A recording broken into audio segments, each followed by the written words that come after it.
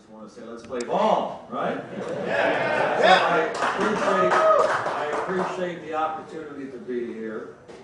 I am your athletic director at the state's flagship institution.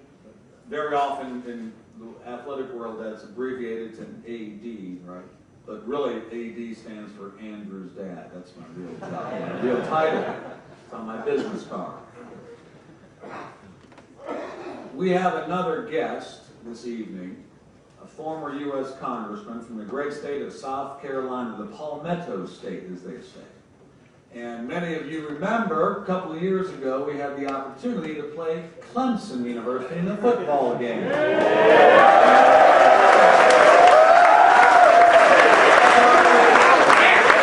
So I want to make sure that the Honorable Congressman English understands what it sounded like in the Orange Bowl that night. So here's the plan, guys.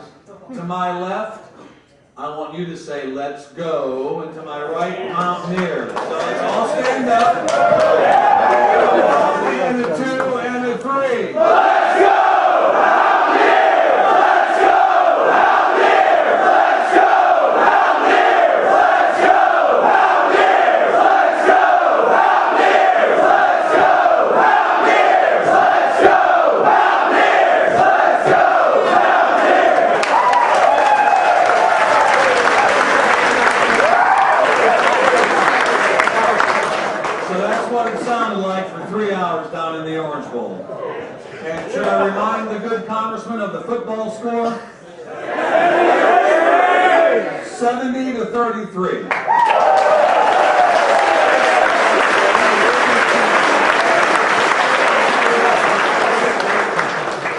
That's what I love about college athletics.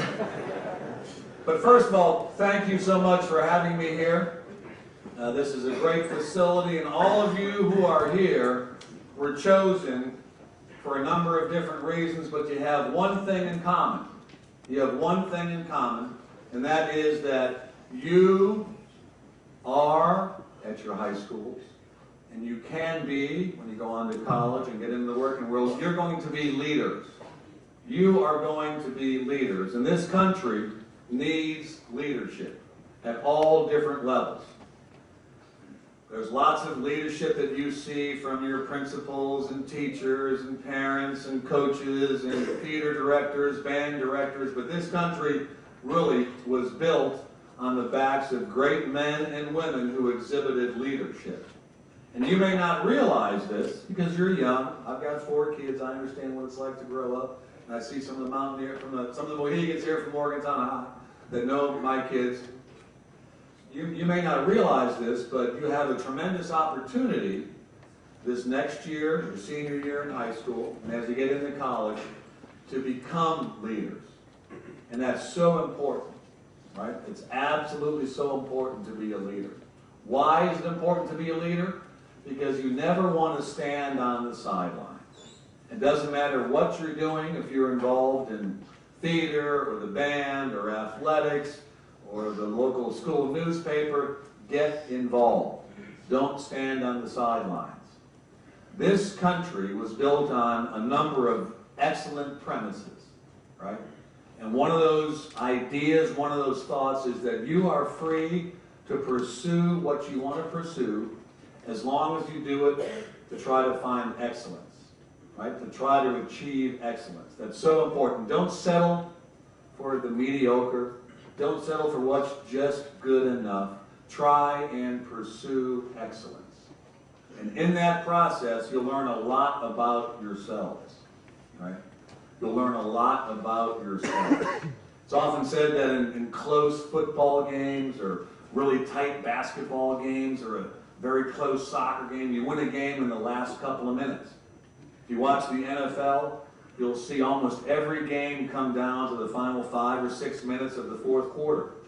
Same thing for the NBA playoffs. There was a great game last night, right? The Heat and the Spurs in Game 2. All these games come down to the final couple of minutes. And it's not necessarily who has the better athlete, right? It's not necessarily who has the better coach. It's really when it comes down to the end of a game, it all depends on the players. And it all depends on the leadership on a team.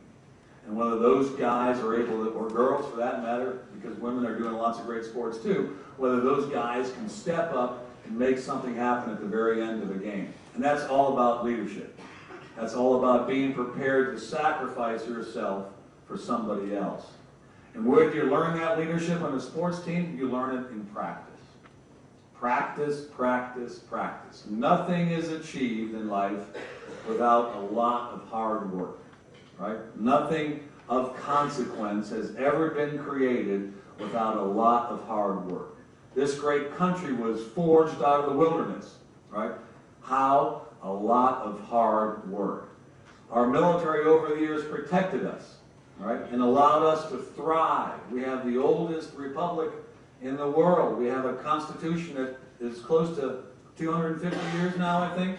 It's incredible, right? We've had stability. Unlike all these countries around the world, we've had incredible stability because of our U.S. military. Why?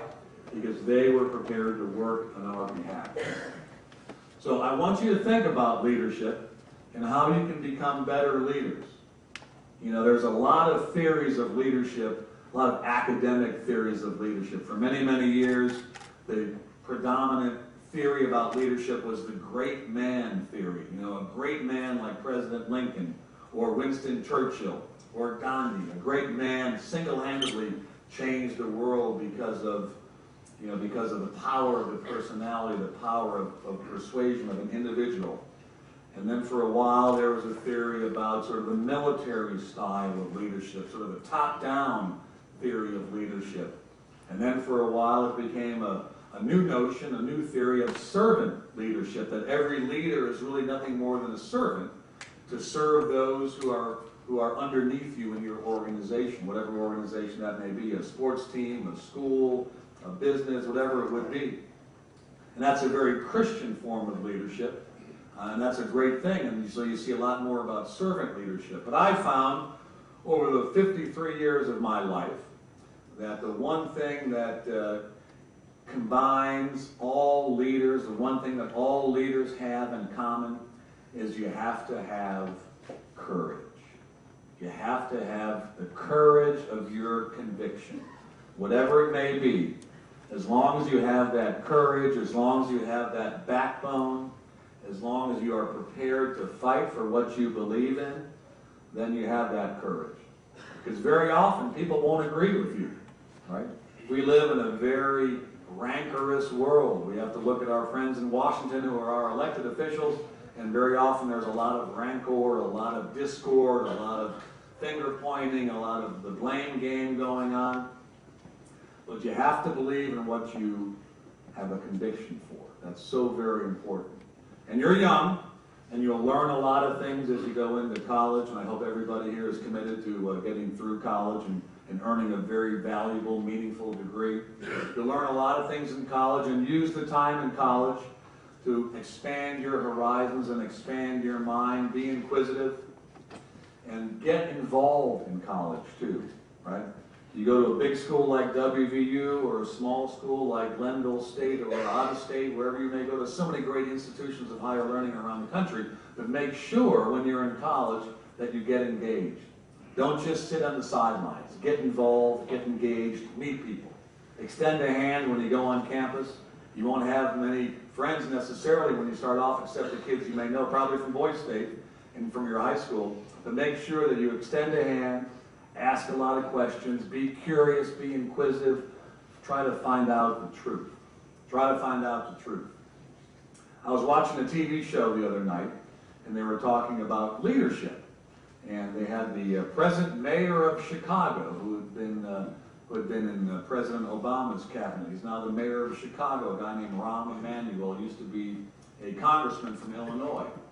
And they were talking about leadership and how tough it was to run the city of Chicago and how tough it was to run other big cities like New York, and all kind of problems with crime and pension obligations and tough finances. And the interviewer asked Mr. Emanuel, he said, "So, what do you think are the most important characteristics of a leader?"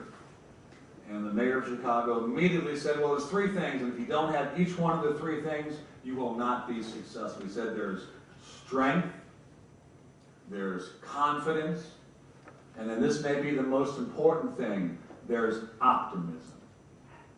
Do you look at the world as the glass being half empty or half full? Right? If you're an optimist, you look at the glass and say, that glass is half full. We can make it 3/4 full by hard work and collaboration and teamwork. So people want to see optimism, right? Everybody believes in this country that the next generation can be better than our generation. And in my son's case, as a quarterback, he's a heck of a lot better than I was. So that must be true. So everybody believes that the next generation can be better. So when you're a senior in high school, and you're involved with student government, you can have a better situation than the kids this past year. When you get on to college and get involved in whatever activity you have, you can make sure that things improve. Constant improvement. The relentless pursuit of constant improvement is so important. So be optimistic. Yes, there are problems in the world, right? There are problems in every organization. You have to be aware of those problems and try to solve those problems. But ultimately, what people around you want to hear is why and how things can get better. To be optimistic. The sun's always going to come up on a Monday morning, and on a Tuesday morning, and a Wednesday, Thursday, Friday, Saturday, Sunday, and then another week starts. And every day is a chance to get better. Y'all are too young. The old guys here in the room will remember this. But the great secret of one of our great recent presidents, Ronald Reagan, was the fact that he was an unbridled optimist. He believed in America. He believed, and this was his campaign theme, a new morning in America. And you cannot show me a true American who doesn't believe that things can get better. This is absolutely the greatest country in the world. We are so blessed to have been born in the U.S. and to live here. I can say that, thank you, Neil. I can say that a little bit because my mother was born and raised in Germany. She was born in 1927, and those of you that know your history know that World War II took place 1940, 41, 42, 43, 44, and my mother was a teenager and thankfully survived World War II and then emigrated to the U.S. in 1958. And as a little boy, I used to ask her, Mom, why did you come to the U.S.? You're German. She said, well, you know, Oliver, I became a woman, and I was at that age when I wanted to get married and have kids. And listen to this. She said, all the men my age were dead or were missing body parts. That, my friends, is a tough life, right? But it takes courage to get on a boat and not know a soul in the U.S. and get off that boat in New York and forge a life in this great country. This country was built on optimism. It was also built on the back of immigrants who were willing to work their tail off to create a better life for the next generation. So you all have that responsibility. You all have that responsibility because you have been identified as leaders. That's why you're here at Boys State. You've been identified by the great guys from the Legion, from your high school, from Boys State, from the Extension Service, from West Virginia University, and that's a special obligation, right? The Bible says, to whom much is given, much is expected. So think about that. You have an obligation. You really do have an obligation, and we don't want any one of you to waste that opportunity. Because wasting that opportunity means that you are disrespecting all the great people that went before you, right? Walk down the hill here, as Neil and I did, to Stonewall Jackson's Mill, right? Stonewall Jackson was a great Confederate general, somebody who deserves the utmost respect, a native of West Virginia, what was then, of course, Virginia, and a graduate of West Point.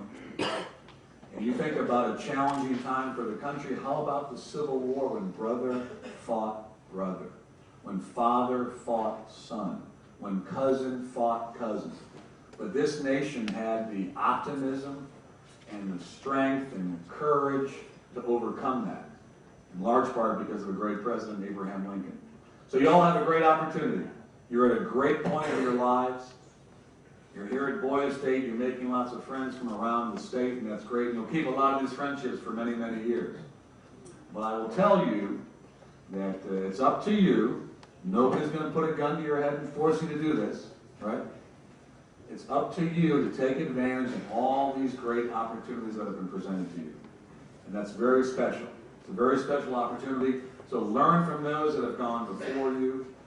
Respect those that have helped create this great opportunity. This is the second oldest boys' state in the entire country. And that's a real honor to have that here in West Virginia. And I think we probably have the best facility here at Jackson's Mill of anywhere in the country. So make sure that you take advantage of these great opportunities, and don't, by all means, don't sit on the sidelines. Get involved. Make a difference. You want to leave your fingerprints on something, right? I'm trying to make our athletic department at WVU the best it can possibly be. I want to leave my fingerprints on the West Virginia University Athletic Department. My son wants to leave his fingerprints on the Indianapolis Colts and smudge out Peyton's fingerprints in the process, right? So you really want to make a difference. You want to make things better. And it takes some courage, and people might, make fun of you. They might ridicule you a little bit, right? But there's nothing better than that feeling of satisfaction when, in fact, you have made a difference in people's lives. And that's what it's all about.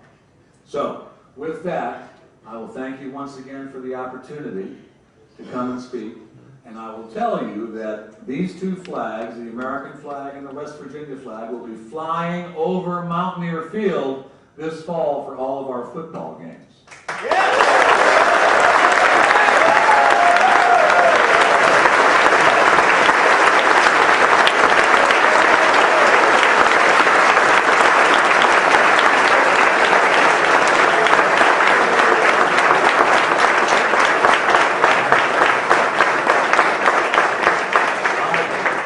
Just may make Mr. Potter go up and hang these flags on the flagpole this fall. So thank you very much. I appreciate it. Have a great time. You're a great young man.